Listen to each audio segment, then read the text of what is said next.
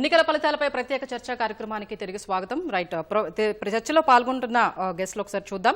Doctor Tirunahari Seshu గారు, KU assistant professor, doctor Dharma Nayak గారు journalism అధ్యాపకులు, ప్రొఫెసర్ కొండా నాగేశ్వరరావు గారు ఉస్మానియా విశ్వవిద్యాలయం, డాక్టర్ అనీష్ కుమార్ గారు సెఫాలజిస్ట్. రైట్, ముందుగా తిరునహరి శేషు గారు మీతో ప్రారంభిద్దామండి. శేషు గారు, తెలంగాణలో ఇప్పుడు వస్తున్న రిజల్ట్స్ చూస్తూ ఉన్నాం మనం. అయితే ఈ ఎగ్జిట్ పోల్స్కి ఇప్పుడు వస్తున్న రిజల్ట్స్కి కూడా వ్యత్యాసం ఉందా? దీనిపై మీ అభిప్రాయం ఏంటి? ఎగ్జిట్ పోల్స్ కి ఎగ్జాక్ట్ పోల్ కి ఆల్మోస్ట్ ఆల్ ఒకే విధంగా ఉన్నట్లుగా మనకు కనపడుతుంది. పెద్దగా ఏమి వ్యత్యాసాలు అయితే కనపడట్లేదు. ఎక్కడెక్కడైతే భారతీయ జనతా పార్టీకి ఎడ్జ్ ఉన్నదో అవి ఎగ్జిట్ పోల్ లో స్పష్టం చేసినటువంటి అంశాలే మనకు కనపడుతున్నాయి. మనకి చాలా స్పష్టంగా పోలింగ్ బట్టి అటు కాంగ్రెస్ కి ఇటు భారతీయ జనతా పార్టీకి మధ్య పోటాపోటీ ఉన్నట్టుగా కనపడుతుంది. సీట్లలో ఇద్దరు 8-8 లేకపోతే 7-8 ఆ రేషియోలోనే ఫలితాలు ఇప్పుడు వస్తున్నటువంటి రౌండ్స్, 3వ రౌండ్ 4వ రౌండ్ కి వస్తున్నటువంటి సందర్భం అది కనపడుతుంది మనకి. ఇంకా రౌండ్స్ ఉన్నాయి కాబట్టి పెద్దగా లీడ్స్ మారేటటువంటి అవకాశం అయితే లేదు. ఎంఐఎం కి చాలా తక్కువ లీడ్ వస్తుంది. గతంతో పోలిస్తే హైదరాబాద్ నియోజకవర్గంలో చాలా తక్కువ లీడ్ వస్తుంది కానీ బట్ అంతిమ ఫలితం హైదరాబాద్ లో ఎంఐఎం కి అనుకూలంగా ఉండేటటువంటి అవకాశమే కనపడుతుంది. తర్వాత మనం బీఆర్ఎస్ ఒక్క సీట్ లో గెలుస్తుంది, ఒక్క సీట్ కి అవకాశం ఉంది అనేటటువంటిది కూడా అదే స్పష్టమవుతుంది. అయితే ఎక్కడెక్కడైతే భారతీయ జనతా పార్టీకి అవకాశాలు ఉన్నాయో ఆ నియోజకవర్గాలన్నింటిలో కూడా లీడ్ కనపడుతుంది భారతీయ జనతా పార్టీకి. కాంగ్రెస్ కి ఎక్కడెక్కడైతే అనుకూలత ఉందని అనుకున్నామో అక్కడ కాంగ్రెస్ కి లీడ్ కనపడుతుంది. పెద్దగా ఎగ్జిట్ పోల్ కి ఎగ్జాక్ట్ పోల్ కి తేడా అయితే కనపడటం లేదు. ఖచ్చితంగా మనం ఎక్కడెక్కడైతే కాంగ్రెస్ కి గెలుపు అవకాశాలు ఉన్నాయో అక్కడ కాంగ్రెస్ లీడ్ చేస్తున్నట్టుగా కనపడుతుంది. ఒక మెదక్ లో మాత్రం భారతీయ జనతా పార్టీ అదనంగా లీడ్ చేస్తున్నట్లుగా కనపడుతుంది. రఘునందన్ రావుకి లీడ్ వస్తున్నట్లుగా అక్కడ మనకి కనపడుతుంది. మెదక్ లాంటి నియోజకవర్గంలో భారత రాష్ట్ర సమితికి కొంత అడ్వాంటేజ్ ఉంటదని అనుకున్నాము, కానీ అక్కడ కూడా భారతీయ జనతా పార్టీకి లీడ్ వస్తున్నటువంటి సందర్భంలో మొత్తానికైతే భారతీయ జనతా పార్టీ తన పట్టుని నిలుపుకుంటున్నట్లుగా మనకు కనపడుతుంది. గతంలో ఉన్నటువంటి 4 లోక్సభ స్థానాల కంటే కూడా మెజార్టీ ఎక్కువ వస్తున్నాయి. అంటే దాన్ని డబుల్ చేసుకునేటటువంటి అవకాశం కనపడుతుంది. అయితే కాంగ్రెస్ ఇంకొంచెం బెటర్ పెర్ఫార్మెన్స్ చేస్తుందని అనుకున్నాం. అంటే 8, 10, 12 అంటే కాంగ్రెస్ పార్టీ 12, 14 లోక్సభ స్థానాల్లో గెలవాలని లక్ష్యం పెట్టుకుంది, వస్తాయి అనుకున్నారు కానీ బట్ అది ఇప్పటి వరకు ఉన్నటువంటి ట్రెండ్స్ ని బట్టి చూస్తే 8, 10 మధ్యన ఆగిపోతుందా అనేటటువంటి డౌట్ వస్తుంది. కానీ భారతీయ జనతా పార్టీ అనూహ్యంగా పుంజుకున్నట్లుగా కనపడుతుంది మనకి. తన స్థానాన్ని డబుల్ చేసుకునేటట్టు అవకాశమే ఎక్కువగా కనపడుతుంది ఇప్పుడు ఉన్నటువంటి ట్రెండ్స్ కనుక చూస్తే. అయితే శేషు గారు, ఇప్పుడు మీరు అన్నట్టుగా తెలంగాణలో చూసుకుంటే ఎక్కువగా కాంగ్రెస్ కి బీజేపీకి మధ్య ఈ టగ్ ఆఫ్ వార్ అనేది నడుస్తుంది. అయితే జనరల్ గా ఏంటంటే ప్రాంతీయ పార్టీలు ఉన్న చోట్ల ఈ నేషనల్ పార్టీస్ అనేవి వాటిని ఉనికిని కాపాడుకోవడం కానీ లేదంటే అవి లీడ్లోకి రావడం అనేది కానీ కత్తి మీద సామాన్నట్టే చెప్పొచ్చు మనం. సో ఇప్పటి వరకు కనుక చూస్తే ఈ కాంగ్రెస్కి ఏవైతే లీడ్ ఉన్నాయో లేకపోతే బీజేపీకి ఏవైతే లీడ్ ఉన్నాయో వీటిల్ని ప్రభావితం చేసిన అంశాలేంటి? అలాగే బీఆర్ఎస్ వెనక్కి వెళ్ళిపోవడానికి దారి తీసిన లోపాలేంటి? ఇది తెలంగాణ రాష్ట్రం ఏర్పాటైన తర్వాత మనకి జరుగుతున్నటువంటి 3వ లోక్సభ ఎన్నిక. గత 2 లోక్సభ ఎన్నికల్లో కూడా అప్పటి అధికార పార్టీ బీఆర్ఎస్ పార్టీ లీడ్ చేసింది. మొట్టమొదటి 2014లో 11 లోక్సభ స్థానాలు గెలిస్తే 2019కి వచ్చేవరకు 9 లోక్సభ స్థానాలు గెలిచింది. అంటే మొత్తానికి ఆ 2 లోక్సభ ఎన్నికల్లో అధికార పార్టీ లీడ్ చేసింది. అంటే ఇప్పుడు మనకి ప్రాంతీయ పార్టీలు జాతీయ పార్టీలు అనేటటువంటి ఈ తేడా కొద్దిగా పోతున్నట్టు మనకు కనపడుతుంది. బీహార్ లో ప్రాంతీయ పార్టీలు కాకుండా జాతీయ పార్టీలు వస్తున్నాయి కదా. మీకు యూపీలో కూడా ప్రాంతీయ పార్టీ ఎస్పీ కాకుండా జాతీయ పార్టీ బీజేపీ వస్తున్నటువంటి కనపడుతుంది కదా మనకి. ఇవాళ ఒరిస్సాలో కూడా బీజేపీ వస్తున్నట్లుగా మనకు కనపడుతుంది కదా. బట్ ఆ ఈక్వేషన్ ని పక్కన పెడితే తెలంగాణ రాష్ట్రంలో ఒక బలమైనటువంటి ప్రాంతీయ పార్టీ ఇటీవల జరిగినటువంటి శాసనసభ ఎన్నికల్లో ఓడిపోవటం దానికి పెద్ద మైనస్ గా కనపడుతుంది. అంటే 6 నెలల క్రితమే ఓటమి నుంచి ఇంకా ఆ పార్టీ బయటపడినటువంటి సందర్భంలో బీఆర్ఎస్ పెద్ద ఎత్తున తన ఓటు బ్యాంకుని తన సీట్లను కోల్పోతున్నట్లుగా మనకు కనపడుతుంది.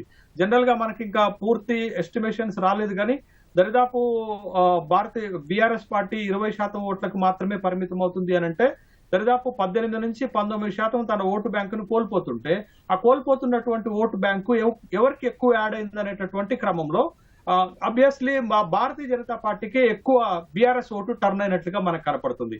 కాంగ్రెస్ పార్టీ అధికారంలో ఉండటంతో కాంగ్రెస్ పార్టీ వాళ్ళ 8, 10 లోక్సభ స్థానాలు గెలుపుకు అవకాశం వచ్చింది. గత 2 ఎన్నికల్లో కాంగ్రెస్ పార్టీ ఇక్కడ గెలిచింది చాలా నామినల్ కదండి. 2014లో కేవలం 2 స్థానాలు గెలిస్తే 2019లో 3 లోక్సభ స్థానాలు మాత్రమే గెలిచింది. కానీ భారతీయ జనతా పార్టీ కన్సిస్టెంట్ గా తెలంగాణలో తన సీట్ల సంఖ్యను, ఓటు శాతాన్ని పెంచుకుంటున్నట్లుగా మనకు కనపడుతుంది. 2014లో ఒకే ఒక్క లోక్సభ స్థానాన్ని గెలిచింది. కానీ 2014కు వచ్చేసరికి 4 లోక్సభ స్థానాలు గెలిచింది. ఇప్పుడు వచ్చేసరికి ఆ సంఖ్యను డబుల్ చేసుకునేటట్లుగా కనపడుతుంది. తర్వాత వాళ్ళ ఓటు బ్యాంక్ కూడా 6 నుంచి 19%, 19 నుంచి ఇప్పుడు దరిదాపు 26-28% తన ఓటు బ్యాంకును పెంచుకునేటట్టుగా కనపడుతుంది. అయితే భారతీయ జనతా పార్టీకి దేశవ్యాప్తంగా మోడీ చరిష్మా కలిసి వస్తున్నట్లుగా మూడోసారి భారతీయ జనతా పార్టీ కేంద్రంలో అధికారంలోకి వస్తుంది అనేటటువంటి ఒక అడ్వాంటేజ్ భారతీయ జనతా పార్టీకి తెలంగాణ రాష్ట్రంలో కలిసి వచ్చినట్లుగా మనకి కనపడుతుంది. కాబట్టి ఆ నేషనల్ ఫ్యాక్టర్స్ లో, నేషనల్ అడ్వాంటేజ్ లో భారతీయ జనతా పార్టీకి ఇక్కడ కలిసి వచ్చిందనే విషయం. రెండోది, బీఆర్ఎస్ ఉన్నటువంటి స్థానాన్ని బీజేపీ ఆక్రమించటం. మూడోది, బీఆర్ఎస్ కు ఉన్నటువంటి ఓటు బ్యాంకు బీజేపీకి షిఫ్ట్ అయింది. కాంగ్రెస్ కి షిఫ్ట్ అయినటువంటి ఓటు బ్యాంకు 1-2% అయితే బీజేపీకి ఓటు షిఫ్ట్ అయినటువంటిది చాలా పెద్ద ఎత్తున షిఫ్ట్ అవ్వటం వల్ల బీజేపీకి కొన్ని నియోజకవర్గాల్లో అడ్వాంటేజ్ వస్తుంది. మీరు ఉదాహరణకు మెదకే తీసుకోండి. మెదక్లో చాలా పట్టు బీఆర్ఎస్ కు ఉంది, కానీ ఇక్కడ బీజేపీ గెలుస్తుందంటే బీఆర్ఎస్ యొక్క ఓటు బ్యాంకు బీజేపీకి టర్న్ అయినట్టుగా. తర్వాత మల్కాజ్గిరిలో లోక్సభ పరిధిలో 7 శాసనసభ స్థానాలుంటే 7కి 7 మొన్న బీఆర్ఎస్ గెలిచింది లోక్సభ శాసనసభ ఎన్నికల్లో. కానీ అక్కడ కూడా మల్కాజ్గిరిలో ఇవాళ బీఆర్ఎస్ గెలుస్తుంది అని అంటే, బీజేపీ గెలుస్తుంది అంటే బీఆర్ఎస్ ఓటు బ్యాంకు బీజేపీకి ఎక్కువగా ట్రాన్స్ఫర్ అయినట్టుగా మనకు కనపడుతుంది. హైదరాబాద్ లో కూడా అదే సిచ్యువేషన్ కనిపిస్తుంది. మహబూబ్ నగర్ లో కూడా, సికింద్రాబాద్ లో కూడా మీరు చూడండి, బీఆర్ఎస్ ఓటు బ్యాంకు పెద్ద ఎత్తున ఈ సెలెక్టెడ్ నియోజకవర్గాల్లో బీజేపీకి టర్న్ అయింది. బీజేపీకి టర్న్ అవుతుంది కాబట్టి ఈ పర్టికులర్ ఎంపిక చేసుకున్నటువంటి నియోజకవర్గాల్లో బీజేపీకి విజయ అవకాశాలు మెరుగైనట్లుగా మనకు కనపడుతుంది. వాళ్ళకి ఆదిలాబాద్ లో బలం ఉంది, గెలుస్తున్నారు. నిజామాబాద్ లో బలం ఉన్నది, గెలుస్తున్నారు. కానీ కరీంనగర్ లో కూడా మీరు చూడండి, కరీంనగర్ లో ఒక్క శాసనసభ స్థానం బీజేపీ గెలవలే ఇటీవల జరిగినటువంటి శాసనసభ ఎన్నికల్లో. కానీ కరీంనగర్ లో కూడా లీడ్ తీసుకుంది అంటే మొత్తంగా ఒక చిన్న ఇంట్రెస్టింగ్ విషయం చెప్తాను స్వప్న గారు. చెప్పండి. ఈ లోక్సభ ఎన్నికలలో కాంగ్రెస్ పార్టీ బలహీనమైనటువంటి అభ్యర్థులు నిలబెడితే బీజేపీ 8 నుండి 10 మంది బలమైనటువంటి అభ్యర్థులు నిలబెట్టింది. అంటే అభ్యర్థుల బలము బీజేపీకి నేషనల్ వైడ్ గా ఉన్నటువంటి ఒక అనుకూలమైనటువంటి వాతావరణం. మూడోది, బీఆర్ఎస్ ఓటు బ్యాంకు బీఆర్ఎస్ నుండి బీజేపీకి షిఫ్ట్ అవటం. ఈ 3 కారణాలతోటి భారతీయ జనతా పార్టీ తెలంగాణ రాష్ట్రంలో ఊహించిన దానికంటే మెరుగైనటువంటి ఫలితాలు సాధిస్తుంది. జనరల్ గా మనం 4 నుండి 6 స్థానాలు గెలుస్తుంది అని అనుకున్నాము. కానీ ఇప్పుడు భారతీయ జనతా పార్టీ 6 నుండి 8 స్థానాల్లో గెలుపు అవకాశాలు ఉండేటటువంటి అవకాశాలు చాలా స్పష్టంగా కనపడుతున్నాయి. ఓకే శేషు గారు.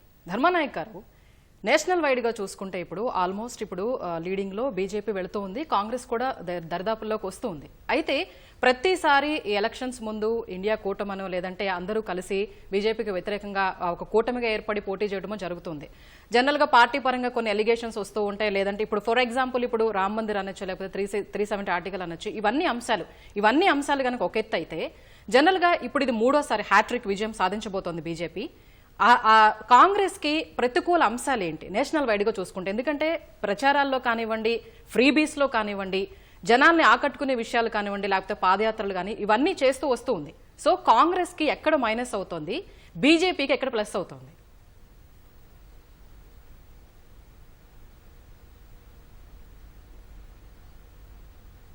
ధర్మానాయక్ గారు. హలో చెప్పండి. ధర్మానాయక్ గారు. హలో చెప్పండి సార్, వినిపిస్తుందా నా వాయిస్? వినిపిస్తుంది. ఓకే ధర్మానాయక్ గారు, ఇప్పుడు నేషనల్ వైడ్ గా చూసుకుంటే బీజేపీ ఆల్మోస్ట్ దూసుకుపోతోంది. 3వ హ్యాట్రిక్ విజయం దిశగా మనకి సాధించిన ఈ లీడ్స్ చూస్తుంటేనే, మనకి ట్రెండ్స్ చూస్తేనే అర్థమైపోతుంది. కాంగ్రెస్ ప్రతిసారి ఈ 2వ స్థానానికే పరిమితం అవుతూ వస్తుంది ఇప్పటి వరకు కనుక మనం చూసినట్లయితే. అయితే ప్రతిసారి ఇండియా కూటమి అని, లేకపోతే మిగతా పార్టీస్ అన్ని, లెఫ్ట్ పార్టీస్ అన్ని కలిసి ఒక కూటమిగా ఏర్పడి బీజేపీకి వ్యతిరేకంగా వాళ్ళ అస్త్రాలు వాళ్ళు సంధిస్తూ ఉంటారు. ప్రచారాలు కానీ, లేకపోతే ఎలిగేషన్స్ కానీ, పార్టీస్ లో వచ్చే ఎలిగేషన్స్ కానీ ఇవన్నీ ఉంటూ ఉంటాయి. ఇప్పుడు ఈ ఫ్రీబీస్, ఈ ఎలిగేషన్స్ ఇవన్నీ పక్కన పెడితే, ఇప్పుడు రామ్ మందిర్ అన్నారు, 370 ఆర్టికల్ అన్నారు, ఇవన్నీ కనుక పక్కన పెట్టేసి, ఎందుకంటే అవి ఎలక్షన్స్ అప్పుడు మాత్రమే వాళ్ళకి ప్రచారాస్త్రాలుగా ఉంటూ ఉంటాయి. ఇవన్నీ పక్కన పెడితే కాంగ్రెస్ ప్రతిసారి 2వ స్థానానికి పరిమితం అవడానికి దారి తీస్తున్న మైనస్లు ఏంటి? బీజేపీ లీడ్లోకి వెళ్తానికి ఉన్న అనుకూలతలేంటి? ఒకటమ్మా, జనరల్గా గత ఎలక్షన్ ఈ ఎలక్షన్ పోల్చి తెలుసుకుంటే మనం భాజపా అనేది గతం కంటే కొంచెం బలం తగ్గింది అనుకోవచ్చు మనం. ఎందుకంటే ఇవాళ వస్తున్న ట్రెండ్ని బట్టి నేషనల్ బట్టి చూస్తుంటే మనం ఇవాళ యూపీలో, బీహార్లో అలా కొన్ని చోట్ల వాళ్లకు సీట్లు తగ్గే పరిస్థితి పడుతుంది. ఇవాళ భాజపా వెస్ట్ బెంగాల్లో కానివ్వండి, ఇక వేరే చోట్ల అంటే నా సౌత్లో మనం చూసుకుంటుంటే కర్ణాటకలో కానివ్వండి, గతంలో ఉన్న బలం కంటే కొంచెం పెంచుకోబోతుంది. మీరు చూస్తే ఇవాళ రామ మందిరం విషయం అనుకోండి, వాళ్ళు దేశవ్యాప్తంగా అప్ టు గ్రామీణ ప్రాంతాల వరకు రామ మందిరాన్ని వాళ్ళు చాలా ప్రచారస్త్రంగా మార్చుకున్నారు మీరు చెప్పినట్టే.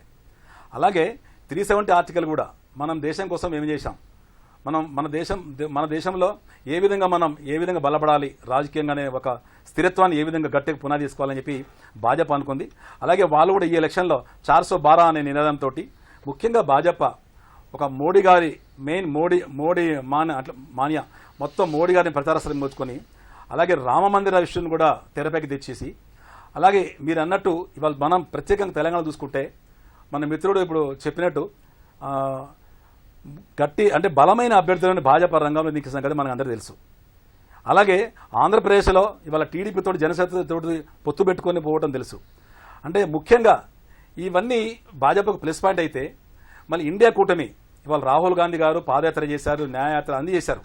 దానివల్ల కాంగ్రెస్ కొంచెం బలపడ్డదనేది మనం చెప్పుకోవచ్చు. ఈ ట్రెండ్ బట్టి చూస్తుంటే మనం చూస్తున్నాం గతంలో కంటే కాంగ్రెస్ బలపడుతుందన్నమాట వాస్తవం. ఇప్పుడే ప్రెసెంట్గా మనమైతే ఏది క్లియర్గా చెప్పలేము, ఎందుకంటే ట్రెండ్ 1 by 1 వస్తుంది. అన్ని రాష్ట్రాల్లో మొత్తం 29 రాష్ట్రాల్లో ట్రెండ్ రావాలి కాబట్టి మనం బలమైన ఇప్పటికీ భాజపా వాళ్ళు చెప్పినట్టయితే 412 అయితే దాటలేరు, అది వాస్తవం. ఈ ట్రెండ్ చూసి పెడితే మాత్రం భాజపా 300 సీట్లు దాటడం కూడా కష్టమే. అలాగే కాంగ్రెస్ పార్టీ ఎక్కడ వెనుకం చేసిందంటే మనం గమనిస్తున్నాం, ఇవాళ దేశవ్యాప్తంగా కూడా ప్రజలు గమనిస్తున్నారు. కాంగ్రెస్ పార్టీ వెనుకబట్టడం కారణం ఇండియా కూటమిలో ఉన్న లూకలకలని మనం చెప్పుకోవచ్చు. ముఖ్యంగా ఇవాళ వెస్ట్ బెంగాల్ కానివ్వండి, అలాగే కేరళ కానివ్వండి, ఇలా కొన్ని రాష్ట్రాలు చూస్తుంటే వాళ్ళు సరైన అంటే ఇండియా కూటమి సరైన కోఆర్డినేషన్ లేకుండా, ఆ విధంగా వాళ్ళు కోఆర్డినేషన్ లేకుండా పోవటం వల్లనే వాళ్ళు వెనకం చేసుకుని అనుకోవచ్చు. ముఖ్యంగా ఇవాళ కమ్యూనిస్టు బలం అనుకోండి, ఇవాళ కమ్యూనిస్టులు కూడా సరైన ఇండియా కూటమిలో సరిగా వాళ్ళు కోఆర్డినేషన్ లేకపోవటం, ఈ విధంగా చూస్తుంటే కాంగ్రెస్ కొంచెం వెనుకబడిన మాట వాస్తవం. మనం అలాగే చూసుకుంటుంటే ఈనాడు రాహుల్ గాంధీ గారు ఏదైతే పాదయాత్ర చేశారో ఆ పాదయాత్ర ముఖ్యంగా మన సౌత్ ఇండియా, కర్ణాటక, తెలంగాణకే పనికొచ్చిందని మనం అనుకోవచ్చు. ఎందుకంటే గతంలో ముఖ్యమంత్రి రేవంత్ రెడ్డి గారు కూడా చెప్పారు రాహుల్ గాంధీ పాదయాత్ర వల్లే ప్రభుత్వం వచ్చిందని చెప్పి. కానీ ప్రభుత్వం వచ్చిన 6 నెలల్లోనే మరి ఇవాళ భాజపా తెలంగాణలో ఈ విధంగా పుంజుకోవటం, మరి వాళ్ళు అసెంబ్లీ ఎలక్షన్లో కార్యకర్తలు కానీ నాయకులు కానీ పనిచేసినట్టు మరి కాంగ్రెస్ కార్యకర్తలు నాయకులు పని చేయకపోవటమా అనేది ప్రజలు అనుకుంటున్న వాస్తవం ఇది. అలాగే ఈరోజు మనం చూస్తున్నాం కర్ణాటకలో గతంలో కంటే మరి భాజపా సీట్లు తగ్గుతున్నాయి. మరి అక్కడ కూడా మెయిన్ ఇప్పుడు కాంగ్రెస్కు బలమే సౌత్ ఇండియా, నార్త్ ఇండియాకు బలం మొత్తం భాజపాకు బలం నార్త్ ఇండియా. ఈరోజు నార్త్ ఇండియాలో భాజపా బలం కొంచెం తగ్గుకుంటూ వస్తుంది. అలాంటప్పుడు కాంగ్రెస్ బలం సౌత్ ఇండియాలో పూర్తిగా పెరిగినట్టయితే బ్యాలెన్స్ అయ్యే ఛాన్సెస్ ఉంటాయి. కానీ ఈరోజు ట్రెండ్ని బట్టి చూస్తుంటే మనం ఎగ్జిట్ పోల్ కూడా అంత ప్రభావితం చూపలేకపోతున్నాయని అనుకు ప్రెసిడెంట్ వచ్చిన ట్రెండ్ బట్టి చూస్తుండే. అలాగే చూద్దాం మనం మధ్యాహ్నం వరకు అయితే మనకు మధ్యాహ్నం 1 o'clock 2 o'clock తర్వాత మనం కరెక్ట్గా లోక్సభ ఎలక్షన్ అనేది ఒక ట్రెండ్ అనేది మనం ఒక సిస్టమ్ ఒకవేళ చెప్పుకోవచ్చు. అలాగే మనం చూస్తుంటే ఇప్పటికైనా కాంగ్రెస్ డెవలప్మెంట్ అంటే కోఆర్డినేషన్ డెవలప్మెంట్ ఎక్కడ మనం నెగిటివ్ అవుతుంది, ఎక్కడ పాజిటివ్ అయితే చూసుకొని ముందు పోయినైతే కాంగ్రెస్ బలపడడానికి ఆస్కారం ఉంటుంది. ఇవాళ దేశవ్యాప్తంగా కూడా గతంలో చూసుకుంటే భాజపా సీట్లు దక్కడం, కాంగ్రెస్ పుంజుకోవటం, ఇది కూడా మిత్రపక్షం అనేది ఎప్పుడైతే కేంద్రంలో గట్టిగా ఉంటుందో ఆ మిత్రపక్షం ద్వారానే మరి కేంద్ర రాష్ట్ర ప్రభుత్వాలు సమన్వయం చేసుకుంటున్న విషయం కూడా మనకు తెలిసిన విషయమే. కాబట్టి ఈ 2 పార్టీలు కూడా వేరేజ్ వేసుకొని ముందుకు పోతే ఏ పార్టీ ఏందనేది భవిష్యత్తులో ముందు తెలుసుకునే ఆస్కారం ఉంటుంది. I would like to add a point here, Randy. Swapna garu. Anish Kumar garu చెప్పండి. Yeah. Ma'am, మనం ఇండియా బ్లాక్ అనుకోవచ్చు, అన్ని ఆపోజిషన్ పార్టీస్ కలిసి కట్టుగా పోరాడినా గానీ బీజేపీకి అంత గట్టి టక్కర్ ఇవ్వడానికి అవ్వట్లేదు అనేది మీ ప్రశ్న ఉండేది. బికాజ్ ఇక్కడ మనం చూసుకోవాల్సింది బీజేపీ రన్స్ ఆన్ 4 పిల్లర్స్ అండి.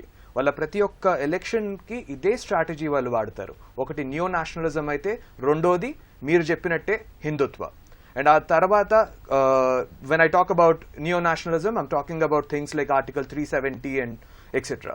ఇక్కడ ఒక ప్రాపర్లీ పొలిటికలీ వీవ్డ్ స్ట్రాటజీ అనేది వాళ్ళు ప్రతిసారి ప్లే చేస్తున్నారు. ఉత్త ఆర్టికల్ 370 అబ్రోగేట్ చేసి వదిలేయలేదు. ఆ తర్వాత they have linked it to one of their third pillars, అదేంటి హార్డ్ డిప్లొమసీ అనేది.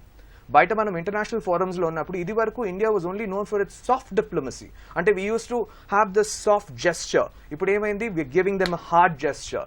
లైక్ 370 అబ్రోగేట్ అయినాక మనము EU పార్లమెంటేరియన్స్ అంటే ఈ యూరోపియన్ యూనియన్ నుంచి ఎంపీస్ ని కశ్మీర్ కి పిలుచుకొని వచ్చారు.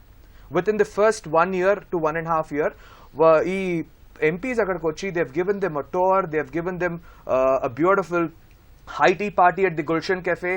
అండ్ ఇలా ఒక ఇంటర్నేషనల్ ఫోరమ్స్ లో India is all set to solve its internal problems అనేది ప్రొజెక్ట్ చేసినారు. అండ్ ఈ 3 పిల్లర్స్ కాకుండా 4వ pillar, that is the Modi cult wave అండి. The political strategy ఆయన యూజ్ చేసేది, it's called the cult strategy, where people don't just admire him but they worship him. ఇప్పుడు ఈ కల్ట్ స్ట్రాటజీలో కొంచెం తగ్గుతూ ఉన్నారు బీజేపీ. బట్ ఒకవేళ కాంగ్రెస్ పార్టీ కావచ్చు, లేకపోతే ది ఎంటైర్ ఇండియా బ్లాక్ బీజేపీని ప్రాపర్ గా ట్యాకిల్ చేయాలంటే ఈ 4 పిల్లర్స్ లో అట్లీస్ట్ 3 పిల్లర్స్ ని వాళ్ళు బీజేపీ కంటే కొంచెం ఎక్సీడ్ అయి ముందుకు వెళ్ళాలి. But that is not happening. India bloc ఇప్పటి వరకు కూడా ఇంకా సంక్షేమ పథకాలు, ఫ్రీ బీస్ అదే ఓల్డ్ లాగ్ లో ఉన్నారు. That is very crucial. You have to work on your సంక్షేమ పథకాలు. అట్ ది సేమ్ టైం మీరు ఏం ప్రొజెక్ట్ చేస్తున్నారు, వాట్ ఈస్ యువర్ ఏమంటారు face of the campaign, that is very important. And India bloc has to retrospect on this, not just Congress party. Okay, right. Konda Nageswara Rao గారు, ముఖ్యంగా ప్రధాన పార్టీలో చేరికలు కానీ, ఫిరాయింపులు కానీ, లేదంటే ఈ అభ్యర్థుల ఎంపిక ప్రభావం కానీ, ఇవన్నీ అసలు ఫలితాలపై ఎటువంటి ప్రభావం చూపిస్తే, అలాగే ఎగ్జిట్ పోల్స్ లేకపోతే బలాబలాలు, అభ్యర్థుల బలాబలాలు ఇవి డిసైడ్ చేస్తాయా ఒక అభ్యర్థి విజయాన్ని? ఆ అభ్యర్థి విజయాన్ని తాను ఉన్న రాజకీయ పార్టీతో పాటు అభ్యర్థి గుణగణాలు, అభ్యర్థికి సంబంధించినటువంటి వ్యక్తిగత పరమైనటువంటి సామర్థ్యం, అభ్యర్థి యొక్క సామాజిక వర్గం కూడా ప్రభావితం చూపించడం ఇటీవల ఎన్నికల్లో మనం గమనిస్తూ ఉన్నాం. ఇక ఎగ్జిట్ పోల్ విషయానికి వస్తే, ఎగ్జిట్ పోల్ అనేవి ఎలక్షన్స్ తర్వాత ఫలితాలకు 2-3 రోజుల ముందు వచ్చాయే తప్ప ఎగ్జిట్ పోల్స్ ఎన్నికల రోజు కానీ ఎన్నికల ముందు రోజు కానీ అవి ప్రభావితం చేస్తాయని చెప్పలేము. కానీ అంతకంటే ఎక్కువగా మీడియా ప్రభావం ఎక్కువగా పనిచేస్తూ ఉంటుంది. గత 10 ఏళ్లలో కనుక మనం చూస్తే బీజేపీ 2వసారి అధికారంలోకి వచ్చిన తర్వాత వాళ్ళు పెద్ద ఎత్తున సోషల్ మీడియా పైన వాళ్ళు కేంద్రీకరించారు. బీజేపీకి ఉన్నటువంటి సోషల్ మీడియా నెట్వర్క్ బహుశా కాంగ్రెస్ పార్టీకి కానీ దేశంలో ఉన్న ఏ ప్రాంతీయ పార్టీకి కూడా అంతగా నెట్వర్క్ ఉన్నట్టు మనకు కనిపించదు. మెయిన్ మీడియా ప్రజా సమస్యలను ఎంత కాదనుకున్నా ఇంగ్లీష్ మీడియా కానీ తెలుగు మీడియా కానీ ఎందుకో తెలియదు కానీ అది డైరెక్ట్గానో ఇండైరెక్ట్గానో మెయిన్ మీడియా రాజకీయ పార్టీల యొక్క సైద్ధాంతిక భావజాలానికి దగ్గరగా ఉండటం, వారికి ఉన్నటువంటి నేపథ్యంలో రాజకీయ పార్టీలకు అనుగుణంగా మెలగాల్సి రావడంతో మెయిన్ మీడియా అధికార పార్టీలకు వ్యతిరేకంగా పోగలిగే స్థితి ఏ రాష్ట్రంలో లేదు. అదేవిధంగా కేంద్ర స్థాయిలో కూడా, దేశ స్థాయిలో ఉన్నటువంటి నేషనల్ మీడియా కూడా అధికార పార్టీకి వ్యతిరేకంగా, పూర్తిగా వ్యతిరేకంగా ఉన్న పరిస్థితి 10 ఏళ్ళలో మనం చూడలేదు.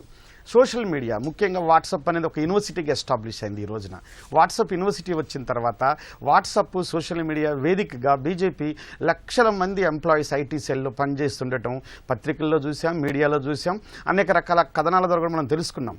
అంటే బీజేపీ విజయానికి పరోక్షంగా సోషల్ మీడియా కూడా కారణం కాబోతా ఉంది. కారణం ఏంటంటే అనుక్షణం కూడా బీజేపీ వాళ్ళ తక్షణం 1 year ప్లాన్గా కాదు, బీజేపీ 2వసారి అధికారంలోకి వచ్చిన తర్వాత కేంద్రంలో ఒక 2 సంవత్సరాల పాటు ఏమో వాళ్ళు ఖాళీగా ఉన్నారు తప్ప 2.5 సంవత్సరాలు సగం పరిపాలన అయిపోగానే వాళ్ళు తక్షణమే నెక్స్ట్ 3వసారి ఔరెక్ బార్ మోడీ సర్కార్ అనే నినాదాన్ని వాళ్ళు 3 ఏళ్ల కిందనే తీసుకున్నారు. నాగపూర్ కేంద్రంగా వాళ్ళకు ఉన్నటువంటి శక్తిని మొత్తం కూడా వాళ్ళు ఫనంగా పెట్టేటువంటి పరిస్థితి ఉంది. ఇంతకుముందు మిత్రులు చెప్పినట్టు వ్యక్తిగత ఎంపిక ఈ ఇటీవల కాలంలో ఇప్పుడు మల్కాజ్గిరి మనం చూసుకుంటే ఈటెల రాజేంద్ర ఒక బలమైనటువంటి నాయకుడిగా బీఆర్ఎస్ పార్టీలో ఉన్నాడు. అక్కడ నుంచి బీజేపీలో చేరటం, అలా అదేవిధంగా రంగారెడ్డికి వచ్చినప్పుడు కొండ ఈశ్వేశ్వరరెడ్డి గారు కానీ వీళ్ళంతా కూడా ఏమవుతుందంటే బలమైన ఎంపిక కూడా ఒక ప్రధానమైన కారణమే. అంతకు మించి ఇది స్థానిక సమస్యల కంటే కూడా కేంద్రంలో అధికారంలో ఎవరుండాలనేటువంటి ప్రధానమైన సమస్యగా ఉంది. స్థానికంగా ఉన్నటువంటి రాష్ట్ర స్థాయి ప్రాంతీయ రాజకీయ పార్టీలు కేంద్ర పార్టీలపైన జాతీయ పార్టీలపైన ఆధారపడ్డాయి తప్పితే తమకు తాముగా పనిచేయలేని తమకు తాముగా బలంగా పనిచేసిన పరిస్థితి లేదు. ఎందుకంటున్నాను ఈ మాట అంటే పక్కన ఉన్నటువంటి ఆంధ్రప్రదేశ్ రాష్ట్రంలో కూడా కూటమిలో భాగస్వామిగా బీజేపీ ఉంది. కూటమిలో బీజేపీకి భాగస్వామ్యంగా ఉండటంతో జనసేన టీడీపీ పరోక్షంగా జాతీయ పార్టీ ఈ యొక్క కనుసన్నల్లో నడవలసిన పరిస్థితి, వాళ్ళ యొక్క స్ట్రాటజీని తీసుకోవాల్సిన పరిస్థితి. అంటే కేంద్ర స్థాయిలో దేశవ్యాప్తంగా జరిగే లోక్సభ ఎన్నికలు కాబట్టి రాష్ట్ర స్థాయిలో ఉన్నటువంటి నాయకత్వం కంటే కేంద్ర నాయకత్వం కేంద్రంలో వచ్చినటువంటి సమస్యలు కూడా ఒక అంశం అయితే, ఇంకొక అంశం కూడా స్పష్టంగా నాకు అనిపిస్తూ ఉంది. ప్రజల సమస్యలపైన చర్చ అయితే పెద్దగా సాగలేదు. ఇండియా కూటమి ఆల్టర్నేటివ్గా ప్రజా సమస్యల్ని ప్రొజెక్ట్ చేయటంలో ఎంత దూకుడుగా ప్రజల్లోకి వెళ్లాలనో 10 ఏళ్ల తర్వాత వాళ్ళు అధికారంలోకి రావాలి, ఇది డూ ఆర్ డై అనేటువంటి పరిస్థితి ఇండియా కూటమికి ఉండాలి. ఇండియా కూటమిలో ప్రధాన భాగస్వామ్య పక్షంగా ఉన్న కాంగ్రెస్ పార్టీ ఛాలెంజింగ్గా తీసుకుని ముందుకు పోవాల్సిన పరిస్థితి ఉంది. కానీ కాంగ్రెస్ పార్టీ అసెంబ్లీ ఎన్నికలకు ఎంత ప్రతిష్టాత్మకత తీసుకుందో ఈ కేంద్ర ఎన్నికలకు లోక్సభ ఎన్నికలకు అంత ప్రతిష్టాత్మకంగా తీసుకోలేదు అనేది మనకి గ్రాస్ రూట్ లెవెల్లో ఉన్నటువంటి పరిస్థితి అయితే మనకు కనిపిస్తూ ఉంది. ఇక మీరు అడిగినటువంటి ప్రశ్నల రెండవ భాగం ఎగ్జిట్ పోల్స్కి ఎగ్జిట్ పోల్స్ 100% కరెక్ట్ అటువంటి పరిస్థితి ఏమీ లేదు.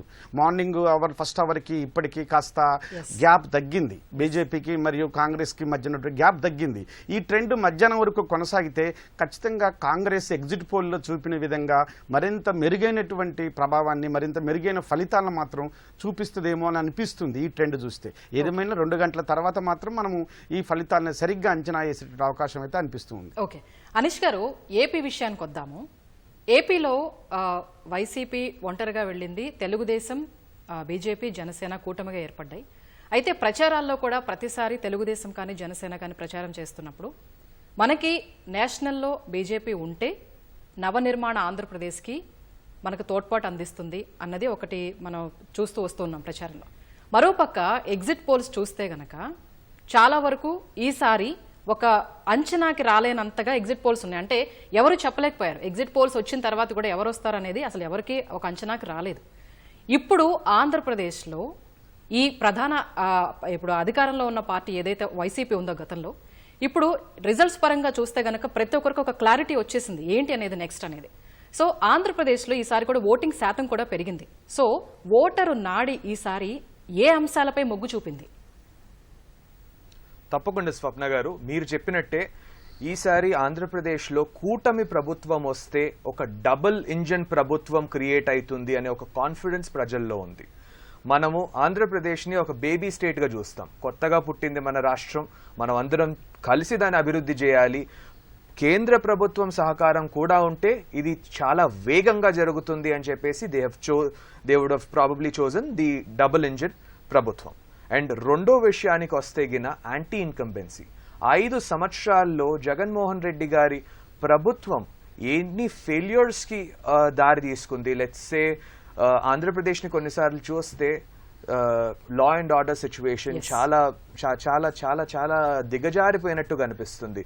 బీహార్, యూపీ కంటే కింద మనం లిస్ట్ అవుతాం ప్రాబబిలీ. ఎక్కడ చూసినా there were political counter killings and దాడులు జరగడం ఆపోజిషన్ లీడర్స్ మీద, people who are not in power వాళ్ళ మీద దాడులు జరగడం. సో ఇందువల్ల ఈ యాంటీ ఇన్కంబెన్సీ అనేది చాలా చాలా డీప్ రూటెడ్గా మనం ఇక్కడ అబ్జర్వ్ చేశాము. మీరు సంక్షేమ పథకాలు చేయొచ్చు, బట్ ప్రజలకి మీరు వాళ్ళ సెల్ఫ్ రెస్పెక్ట్ని వాళ్ళ నుంచి దూరం చేస్తే వాళ్ళు మిమ్మల్ని కిందికి దింపేస్తారు. That was clearly seen here in Andhra Pradesh. And Chandrababu Naidu గారిని ఎలా అయితే వేధించడం జరిగిందో, ఆయనని జైల్లో పెట్టడం కావచ్చు, బికాజ్ నేను చూశాను ఆయనని అరెస్ట్ చేయడానికి 1 రోజు 2 రోజుల ముందు ఆయన బళ్ళారికి వచ్చారు, కర్ణాటకకు వచ్చారు.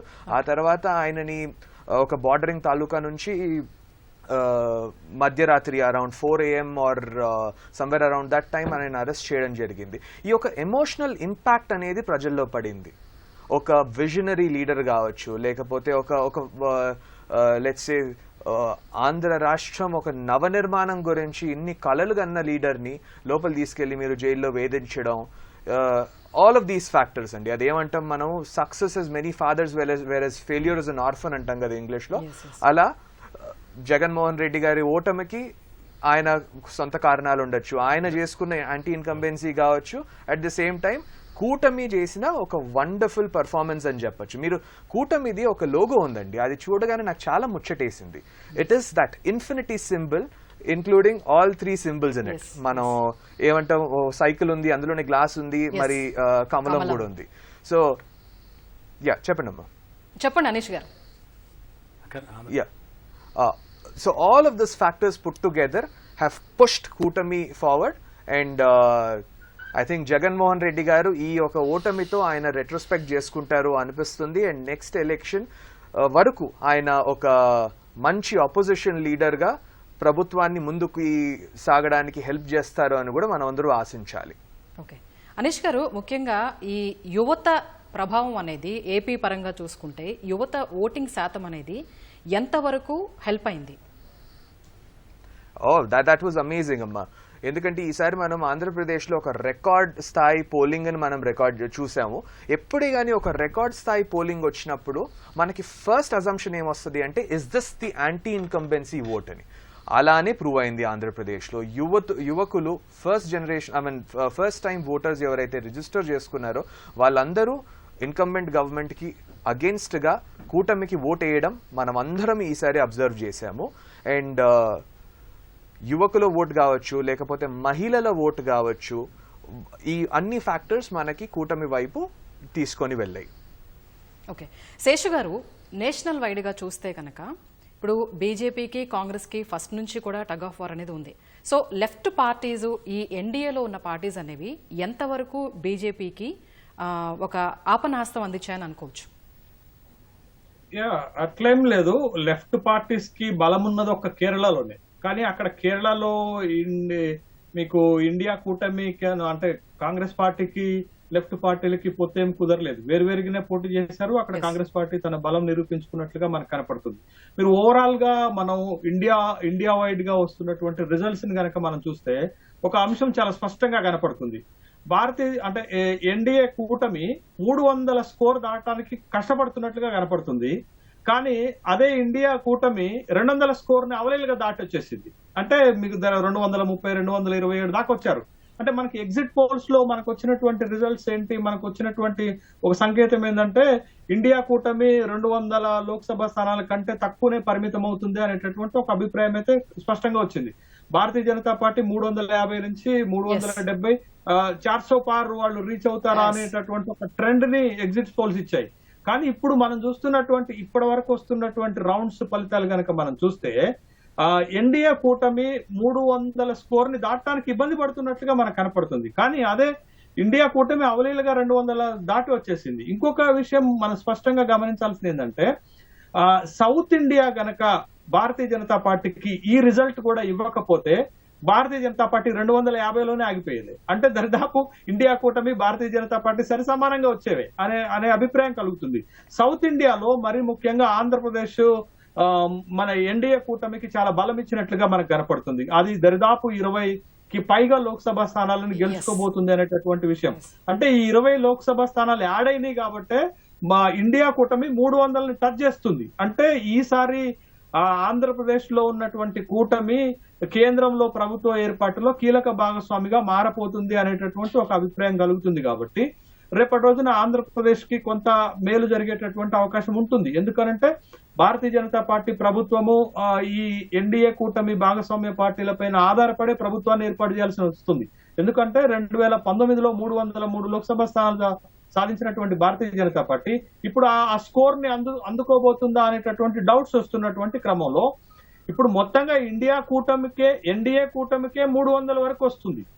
కాబట్టి వాళ్ళు గతంలో 358 లోక్సభ స్థానాలు ఉన్నాయి 2019-17 లోక్సభ ఎన్నికల్లో. కానీ ఇప్పుడు ఆ సంఖ్యను చేరుకోలేకపోతున్నారు. కాబట్టి జాతీయ స్థాయిలో ఇది ఒక స్పష్టమైనటువంటి మార్పుగా చూడాలి. ఇది పాయింట్ 1 అయితే. పాయింట్ నెంబర్ 2, జాతీయ స్థాయిలో ఈసారి లోక్సభలో ఒక బలమైనటువంటి ప్రతిపక్షం ఏర్పడబోతుంది. ఇది ప్రజాస్వామిక వ్యవస్థలకు మంచిది. ఎప్పుడైతే అటు చట్టసభలో లోక్సభలో గాని శాసనసభలో గాని బలమైనటువంటి ప్రతిపక్షాలు ఉంటాయో, మీకు చూడండి 2014లో 2019లో అపోజిషన్ పార్టీ గుర్తింపే లేదండి కాంగ్రెస్ పార్టీకి సెంట్రల్ లో. కాబట్టి లోక్సభలో ఈసారి ఆ పరిస్థితి లేదు.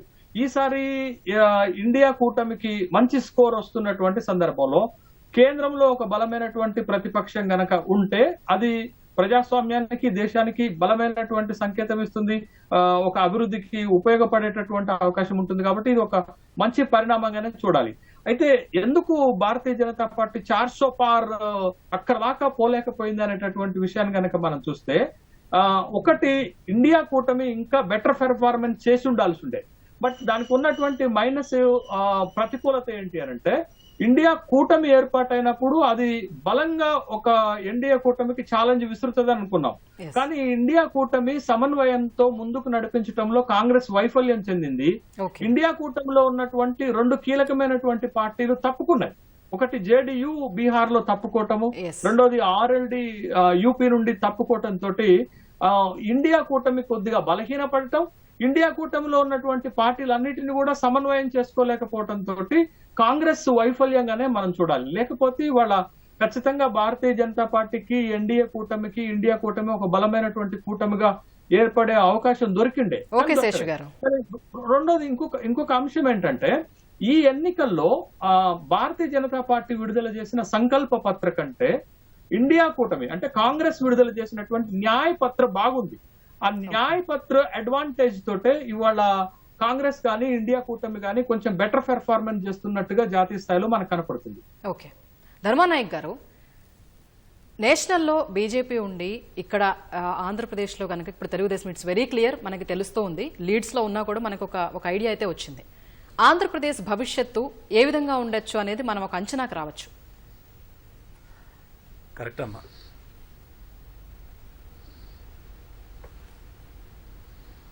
వాయిస్ పోయింది. చెప్పండి ధర్మానాయక్ గారు. స్వప్న గారు, మీ వాయిస్ ఏం లేదమ్మా, మీరు చాలా మంచి క్వశ్చన్ అడిగారు. ఇప్పుడు ఇందాక చెప్పారు మా మిత్రుడు డబుల్ ఇంజిన్ సర్కార్ అని చెప్పి మరి చెప్తున్నారు. ఇవాళ మనం ప్రజెంట్ ట్రెండ్ బట్టి చూస్తుంటే మాత్రం ఆంధ్రప్రదేశ్లో ఎన్డీఏ 100% వాళ్ళ ఏదైతే మన ఇప్పుడు బీజేపీ, టీడీపీ, జనసేన పొత్తులో ఉందో కూటమి ఆల్మోస్ట్ ఆల్ గవర్నమెంట్ ఫామ్ చేసినట్టే మనం చూస్తున్నాం. గతంలో కంటే కూడా మరి ఈసారి టీడీపీ కూటమి ప్రభంజనం చాలా హై లెవెల్. గతంలో కంటే ఈ ఆంధ్రప్రదేశ్ చరిత్రలు కూడా ఇంత మెజార్టీ ఎప్పుడు రాకపోవచ్చు బహుశా. మరి అలాంటి ట్రెండ్ కొనసాగుతుంది. మీరు అన్నట్టు ఇవాళ ఆంధ్రప్రదేశ్ ఎప్పుడైతే తెలంగాణ ఆంధ్రప్రదేశ్ విడిపోయాయో, ఇవాళ ఆంధ్రప్రదేశ్ అభివృద్ధి జరగాలంటే మరి గతంలో చాలామంది నేషనల్ లీడర్లు కానివ్వండి, అనేక మంది లీడర్లు కూడా అన్నారు. చంద్రబాబు నాయుడు ఒక విజన్ గల నాయకుడు. చంద్రబాబు గారు గతంలో కూడా ఉమ్మడి ఆంధ్రప్రదేశ్లో 2020 విజన్ తోటి ఉమ్మడి ఆంధ్రప్రదేశ్ డెవలప్మెంట్ చేసిన సంగతి అది అందరికీ తెలుసు.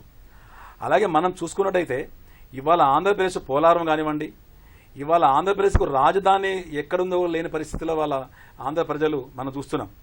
రాజధాని విషయంలో రైతులు ఏ విధంగా గల్లీ నుంచి ఢిల్లీ వరకు పోరాడారో కూడా మనం క్లియర్ కట్ గా మనం చూస్తున్నాం. దాన్ని బట్టి అయితే ఇవాళ కేంద్రంలో బీజేపీ రావటం, రాష్ట్రంలో టీడీపీ వాళ్ళ కూటమి రావటం, ఇది ఆంధ్రప్రదేశ్కు శుభ సూచికం.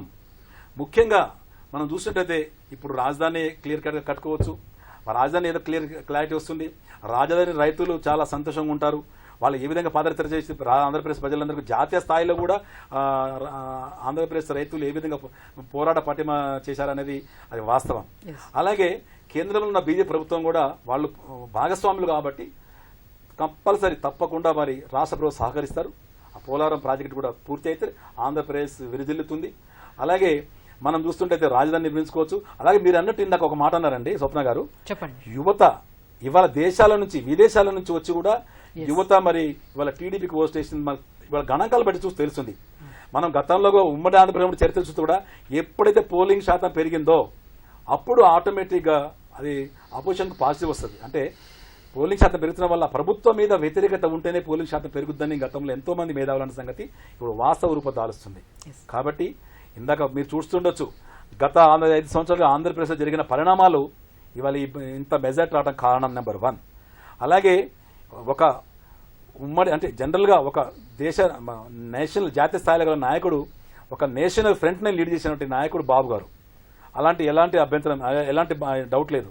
అలాంటి నాయకుడిని తీసుకెళ్లి కనీసం చాలా మంది మనం అంటాం కాదు, ఎంతోమంది ఇంటలెక్చువల్ ప్రపంచ మేధావులు ఎంతోమంది అన్నారు ఈ వయసులో ఆ పెద్దాన్ని తీసుకుని జైలు పెట్టడం అది ఏమనగా సెకండరీ కాకుండా ఒక ప్రభుత్వం ఉంది కదా అని చెప్పి విచ్చలవిడిగా మరి ప్రజలని విడి చేయటం మనం చూస్తుంటాం. ఇవాళ ఎంతమంది దళితులు ఆంధ్రప్రదేశ్లో ఒక డాక్టర్ గారు కానివ్వండి, ఒక ఎమ్మెల్సీ గారు ఒక డ్రైవర్ దళితుడిని మర్డర్ చేయడం కానీ ఇలాంటి అనేక సంఘటనలు మనం చూస్తున్నాం. ఇవన్నీ కూడా ఇవాళ వీటికి కారణం అనిపిస్తుంది.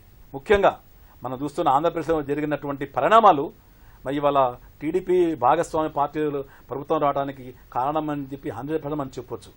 ఈ విధంగా కేంద్ర రాష్ట్ర ప్రభుత్వాలు ఎక్కడైతే సమానంగా పనిచేస్తాయో అప్పుడు రాష్ట్రం అభివృద్ధి కోరుకుంటుంది. కేంద్ర సహకారం లేని రాష్ట్రం అభివృద్ధి చేయడం చాలా తక్కువ. ఎందుకంటే కేంద్ర ప్రభుత్వం కంపల్సరీ ఒక ఆంధ్రప్రదేశ్ కానీ కాదండి, తెలంగాణ కూడా కేంద్రంతో ఇప్పుడైతే ముఖ్యమంత్రి రేవంత్ రెడ్డి గారు చెప్పారు మేము ఏమున్నా కూడా రాజకీయమే డెవలప్మెంట్ అని చెప్పి ముఖ్యమంత్రి రేవంత్ రెడ్డి గారు చాలాసార్లు చెప్పారు.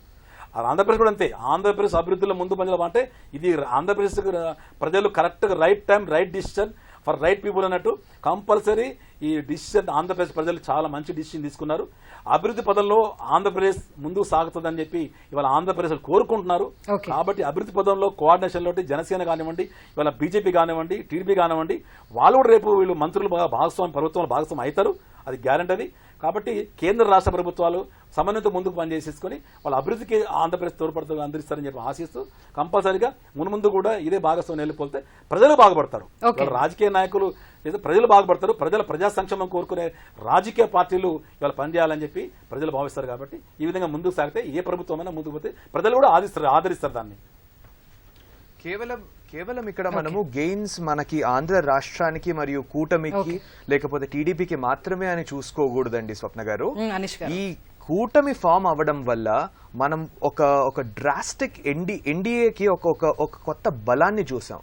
ఈ కోస్టల్ పెనిన్సులా ఏదైతే ఉందో మనకి కోస్టల్ పెనిన్సులాలో మేజర్ పార్ట్ ఏదైతే ఉందో మన కోస్తా ఆంధ్రప్రదేశ్ వస్తుంది.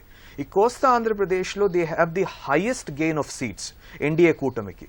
మొత్తం మీరు తమిళనాడు, పుదుచ్చేరి మరియు కేరళ మొత్తం కలుపుకొని తీసుకున్నా గానీ ఎన్డీఏ కూటమి ఆంధ్రప్రదేశ్ లో సాధించినన్ని సీట్లు వాళ్ళు కంప్లీట్ చేయలేకపోతున్నారు. సో ఆంధ్రప్రదేశ్ కి టీడీపీకి కొంచెం శాతం దీనివల్ల గెయిన్ వచ్చిండొచ్చు, కానీ బీజేపీ మరియు ఎన్డీఏకి మాత్రం ఆంధ్రప్రదేశ్ లో కూటమి వల్ల చాలా పెద్ద సంఖ్యలో గెయిన్ ఉందండి. అయితే అనీష్ గారు ఫస్ట్ నుంచి కూడా జగన్ నన్ను చూసి ఓటేయండి, లేదంటే అభ్యర్థులను ప్రచారంలో పాల్గొన్నప్పుడు కూడా మంచివాడు చూసి ఓటు వేయండి, ఇవన్నీ అడుగుతూ వస్తూ ఉన్నారు. అంటే అది జనాలు తీసుకోలేదా? ఇది మంచివాడు సౌమ్యుడు జగన్ కూడా నన్ను చూసి ఓటు వేయండి నేను మీ బిడ్డని అని ప్రతి ప్రచారంలో ఆయన అడుగుతూ వస్తూ ఉన్నారు. ఇంకొకటి ఫ్రీబీస్ గురించి మాట్లాడుతూ ఉంటారు. అంటే నేను బటన్ నొక్కాను ఇన్ని అనేసి ఫ్రీబీస్ గురించి కూడా ఎక్కువ మాట్లాడుతూ ఉంటారు. కానీ ఇవాళ మనం ఇప్పుడు చూస్తుంటే గనక మహామహులు ఎక్కడైతే వైసీపీ వాళ్ళు ఉన్నారో వాళ్ళందరూ ఓటమికి అంచుల్లో ఉన్నారు. ఆల్మోస్ట్ ఇంకా అది మనం అనుకోవచ్చు, అది అక్కడ ఆధిక్యం లేదనేసి. సో ఈ నన్ను చూసి ఓటు వేయండి అనేది అసలు జనాలు తీసుకోలేదా? ఒకవైపు మీరు ఫ్రీబీస్ చూడొచ్చు, లేకపోతే జగన్మోహన్ రెడ్డి గారు he is a very popular figure on the social media. So ఆయన ఒక రెప్యుటేషన్ అనుకోవచ్చు మీరు. ఇంకొక పక్క ఒక ఫ్యాక్టర్ ఉందమ్మా, వినాశకాలే విపరీత బుద్ధి అని. మీరు ఎప్పుడైతే నా చేతిలో సత్తా ఉంది, నేను ఏమైనా చేస్తాను, I can get out of anything అనే ఆ భావనతో వెళ్తే మీరు ఎన్ని ఫ్రీబీస్ పంచినా, మీరు ఇంటికి 4 లక్షలు పంచినా గానీ ప్రజలు మిమ్మల్ని దింపేస్తారు. ప్రజలు దీన్ని క్లియర్ గా వాళ్ళ బ్యాలెట్ పేపర్స్ రూపంలో చూపించారు. ఓకే అనీష్ గారు.